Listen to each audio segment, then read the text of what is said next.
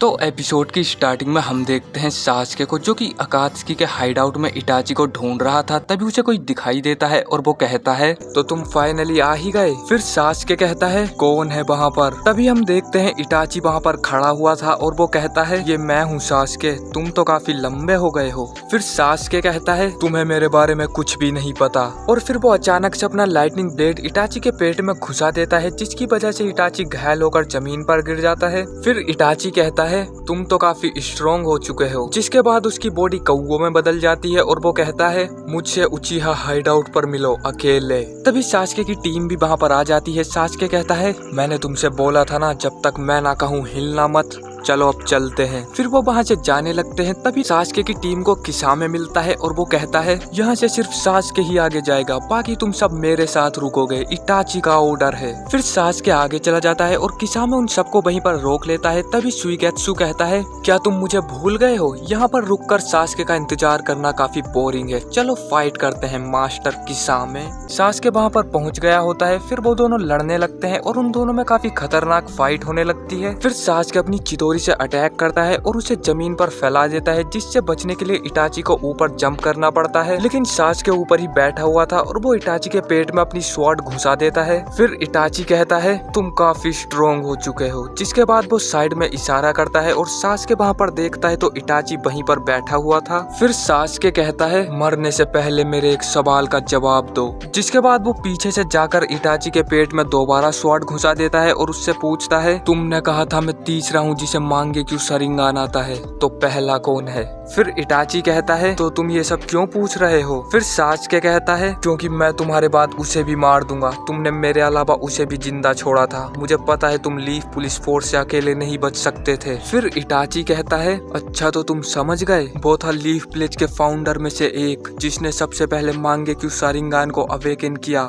मादरा उचीहा। Sasuke Itachi से कहता है लीफ प्लेज का फाउंडर, उसे तो अब तक मर जाना चाहिए था, क्या तुम मेरे साथ कोई मजाक कर रहे हो? फिर इटाची कहता है मादरा भी जिंदा है और ये कोई मजाक नहीं है। तभी सास्के अपने पीछे अटैक करता है इटाची पर और कहता है मेरी आंखें अब पहले जैसी नहीं रही, मैं तुम्हारे गेंजुत्सु के पार देख सकता हूँ। फिर हमें पता चलता है सास्के तो इटाची के गेंजुत्सु में था और इटाची वहाँ पर आराम से बैठा हुआ है। फिर इटाची कहता है तुम्हारे पास अभी भी मांगे क्यों सरिंगान नहीं है, इसका मतलब तुम अपने करीबी दोस्त को नहीं मार पाए, पहले जाओ और उसे मार के मेरे पास आना। फिर सास्के कहता है अगर ऐसा है तो तुम अपने सरिंगान का यूज करके मुझे खत्म क्यों नहीं कर देते? फिर इटाची कहता है जब कोई उचीहा अपना मांगे क्यों सरिंगान अवेकन करता है तो वो काफी ज्यादा पावरफुल हो जाता है, लेकिन वो जितना अपनी आंखों को यूज करता है उतनी जल्दी वो अंधा भी हो जाता है। फिर सास्के कहता है आखिर ये मादरा है क्या चीज? फिर इटाची कहता है मादरा सबसे पहला इंसान है जिसने नाइन टेल को अपनी आंखों से काबू किया, एक कभी न मरने वाला इंसान जो मेरा दोस्त भी है और मेरा गुरु भी, और उसी ने मांगे क्यों सरिंगान के दूसरे रहस्य का भी पता लगाया। फिर सास्के कहता है दूसरा रहस्य वो क्या है, मुझे जल्दी बताओ। फिर इटाची उसे दिखाता है जब मादरा और उसका भाई जवान थे वो दोनों काफी पावरफुल शिनोबी थे और एक दिन उन्होंने अपने बेस्ट फ्रेंड्स को मारकर मांगे क्यों आंखें हासिल कर ली और आगे चलकर मादरा उचीहा क्लैन का मुखिया बन गया और वो दूसरे क्लैन पर अटैक करने लगा। उसकी पावरफुल आंखों के सामने कोई नहीं टिक पाता था, लेकिन अपनी आंखों का ज्यादा इस्तेमाल करने से उसने अपनी आंखों की रोशनी गवा दी और वो पूरी तरह से अंधा हो गया। फिर मादरा ने बहुत कोशिश की अपनी आंखों को वापस लाने के लिए, लेकिन वो कुछ नहीं कर पाया। उसे सिर्फ मांगे क्यों सरिंगान चाहिए था और फिर उसने ऐसा कुछ किया जो किसी ने नहीं सोचा था, उसने अपने भाई की ही आंखें चुरा ली। जिसके बाद मादरा को नया सरिंगान मिला, इटर्नल मांगे क्यों सरिंगान, एक कभी ना खत्म होने वाला सरिंगान। जिसके बाद मादरा काफी ज्यादा पावरफुल हो चुका था और वो पूरी दुनिया पर फतेह करने के लिए चला गया। बहुत सी लड़ाइयाँ लड़ने के बाद उसका सामना एक पावरफुल क्लैन से हुआ, जिस क्लैन का नाम था सेंजू क्लैन, और उस क्लैन के लीडर हाशिरामा से मादरा ने हाथ मिला लिया और लीफ प्लेज की स्थापना की। जिसके बाद लीफ प्लेज का लीडर बनने के लिए उन दोनों में युद्ध हो गया और लोग ऐसा कहते हैं उस युद्ध में हाशिरामा ने मादरा को मार दिया और लीफ प्लेज के सबसे पहले होकागे बने, लेकिन ये सच नहीं है। सच तो यह है कि मादरा हार गया था लेकिन मरा नहीं था और अब उसने एक नया ग्रुप बनाया जिसका नाम है अकात्सुकी, और 16 साल पहले उसने नाइन टेल के साथ लीफ प्लेज पर अटैक किया था, लेकिन फोर्थ होकागे ने उसे भी रोक दिया। सरल शब्दों में कहें तो मादरा एक हारा हुआ इंसान है और अब मैं उसे पीछे छोड़ने वाला हूँ तुम्हारी आंखें लेकर। फिर सास्के कहता है तुम चाहे कितना भी अपनी आंखों का इस्तेमाल करो, लेकिन मेरी नफरत तुम्हें सच्चाई दिखाएगी और तुम्हारी सच्चाई है मौत। जिसके बाद वो दोनों लड़ने लगते हैं और इटाची सास्के को हराकर उसकी आंखें निकाल लेता है और कहता है, मैंने तुमसे कहा था सास्के, तुम मेरी आंखों के आगे नहीं जीत सकते। वहीं जेत्सु भी आ चुका था उन दोनों की लड़ाई देखने और फिर इटाची उसकी दूसरी आंख भी निकालने वाला था, लेकिन तभी सास्के का कर्स मार्क एक्टिवेट हो जाता है और इटाची को दूर कर देता है। जिसके बाद इटाची सास्के की आंख को एक डिब्बे में डालता है और फिर इटाची अपने शैडो क्लोन से सास्के को पीछे से पकड़ लेता है और उसकी दूसरी आंख भी निकालने ही वाला था, लेकिन तभी सास्के का कर्स मार्क फुल पावर में आ जाता है और सास्के इटाची के क्लोन को मार देता है। फिर स्क्रीन पूरी ब्लैक एंड व्हाइट हो जाती है और सास्के इटाची के गेंजुत्सु से बाहर आ जाता है। फिर सास्के खड़ा हो जाता है और व्हाइट जेत्सु ये देखकर कहता है, ये कैसे हो सकता है, वो तो सुकुयोमी के बस में था। फिर ब्लैक जेत्सु कहता है, उसने इटाची के सुकुयोमी को तोड़ दिया, एक आम शारिंगान भी काफी बेहतर हो सकता है अगर उसे यूज करने वाला बेहतर है तो, और देखकर लगता है सास्के इटाची से भी बेहतर है। फिर सास्के कहता है,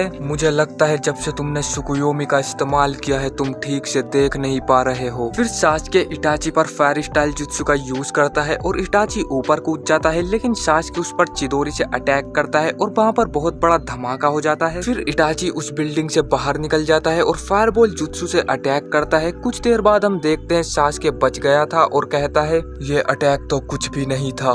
फिर वो दोनों अपने फायरबॉल जुत्सु का यूज करके लड़ने लगते हैं और इटाची यूज करता है अपना अमातेरासु। ये एक ऐसी ब्लैक फायर है जो तब तक जलती रहती है जब तक वो अपने टारगेट को पूरी तरह से खत्म ना कर दे। फिर कुछ देर बाद सब कुछ शांत होता है और सास्के थोड़ा घबरा जाता है। फिर जेत्सु कहता है, उसने सास्के की फ्लेम को खत्म कर दिया, वो भी अपने अमातेरासु से। फिर इटाची उस पर दोबारा से अटैक करने लगता है। सास्के उससे बचने की कोशिश कर रहा था, लेकिन कुछ देर बाद वो उसकी चपेट में आ जाता है और जलने लगता है। जिसके बाद इटाची सास्के के पास जाता है उसकी आंख निकालने के लिए, लेकिन सास्के की बॉडी गलने लगती है और हम देखते हैं वो जमीन के अंदर चला गया था उससे बचने के लिए। इटाची की हालत अमातेरासु यूज करने की वजह से काफी खराब हो चुकी थी। उधर हम देखते हैं सास्के अपना कर्स मार्क एक्टिवेट करता है और फायर स्टाइल जुत्सु का यूज करके अटैक करता है। ये अटैक काफी खतरनाक था, लेकिन इटाची उससे बच जाता है। फिर जेत्सु कहता है, उन दोनों की हालत काफी खराब है, लगता है उनका चाक्रा बस खत्म ही होने वाला है। फिर इटाची कहता है, तुम ओरोचिमारू के सब्स्टिट्यूशन जुत्सु का यूज करके अमातेरासु से बच गए, लेकिन उसमें बहुत चाकरा लगता है और तुम्हारा चाकरा अब खत्म हो चुका है। फिर सास्के कहता है, तुमने बिल्कुल सही कहा, मेरा चाकरा अब खत्म हो चुका है, लेकिन तुम्हें क्या लगता है मैं बिना तैयारी किए ही तुमसे यहाँ लड़ने आ गया? ये मेरा आखिरी जुत्सु होगा, लेकिन तुम इससे बच नहीं पाओगे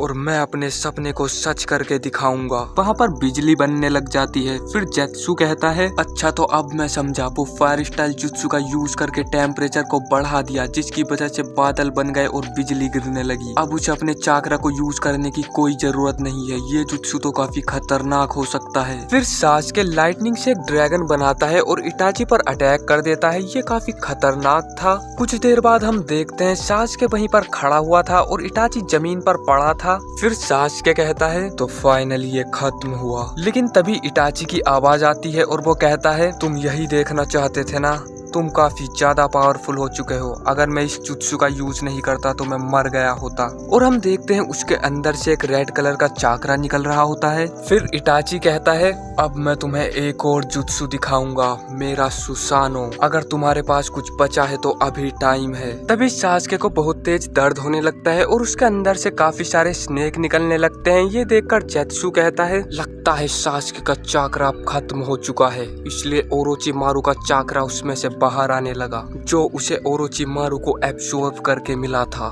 जिसके बाद वो सभी सांप इटाची पर अटैक करने लगते हैं, लेकिन इटाची उन सबको पकड़ पकड़ कर मार रहा था। तभी एक स्नेक के अंदर से कुछ बाहर आने लगता है। इटाची ये देखकर कहता है, अच्छा तो फाइनली वो बाहर आ ही गया। फिर हम देखते हैं उस सांप के अंदर से ओरोचिमारू निकलता है और वो अपने मुंह से एक स्वॉर्ड निकाल कर कहता है, मैं इसी का इंतजार कर रहा था और अब मैं इसका शरीर ले लूंगा। लेकिन इटाची उसे अपनी स्वॉर्ड से शो ऑफ करने लग जाता है और वो फिर से सील हो जाता है। फिर जेत्सु ये देखकर कहता है ये तो टोत्सु का ब्लेड है, इसे सीलिंग करने के लिए यूज किया जाता है। ओरोचिमारू ने इसे बहुत ढूंढा लेकिन ये उसे कहीं नहीं मिला। फिर हम देखते हैं ओरोचिमारू सासुके से बाहर निकल जाता है और एक छोटे से स्नेक में बदल जाता है और वो वहाँ से भाग जाता है। उधर हम देखते हैं इटाची की हालत काफी ज्यादा खराब हो चुकी थी क्योंकि सुसानो एक बहुत ही खतरनाक जुत्सु है और इटाची का सुसानो भी धीरे धीरे गायब हो रहा था। ये देखकर सासुके उस पर कुनाई से अटैक करने लगता है लेकिन इटाची धीरे धीरे उसकी तरफ बढ़ रहा था।